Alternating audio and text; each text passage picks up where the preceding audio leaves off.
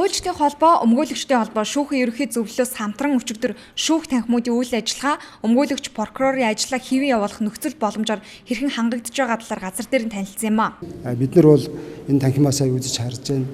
Техник бүрэн бүтэн байдлаасаа шалгаж байна. За дээр нь олон нийтийг орж гарахад одоо тэр цохимжтой нөхцөл байна уу гэдэг нь одоо харчаад тэгээ бид нар дүгнэлтээ гаргана.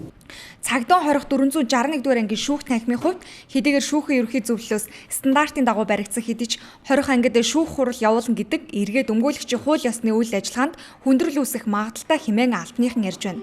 Өмгөөлөгчдийн зүгээс одоо тэр мэтгэлэх зарчмыг хэрэгжүүлэхэд бас тэгш бас байдлыг үүсгэж байна. Тийм учраас цаашдаа юм ялангуяа юм хорих байрны дэглэмтэй газар шүүх хуралдаа явуулдаг болгох нь зохимжтой ба гэсэн ийм саналыг хэлж байна. Өчигдрийн хувьд Баянзүрх дүүргийн эрүүгийн шүүх, Сүхбаатар дүүргийн иргэний шүүх, Захиргааны иргэн шүүх, мөн Цагдаа хорих 461 дугаар ангийн шүүх танхимын нөхцөл байдалтай танилцсан. Шүүх танхимуудад байр орон сууцны хувьд стандарт бус өмгөөлөгч прокурорууд хэвийн ажлаа явуулахад хүндрэлтэйгээс эхлээд нийтлэг дутагдал байгааг хэлж байна. Нэг шүүх дээр байдаг шийддэг хэргийн тоо тэгээд тэрнээс болоод нэг шүүгч дээр байдаг ажлын ачаалал гэдэг олон асуудлууд бол байгаа. Тэр болгоны цаана бол энэ шүүн тасалгааг хэрэгжүүлж байгаа шүүгч, энд оролцож байгаа хуульчдын тэр хөдөлмөрлөх эрх, за мэргэжлийн үйл ажиллагаагаа хэвэн явуулах, шудраг хууль ёсны шийдвэр гаргах зэрэг олон энэ үйл ажиллагаанд бол нөлөө. Холбогдох байгууллагууд ийхүү газар дээр нь ажилласнаар зөрчил дутагдлыг 3 талаас нь хилцэн.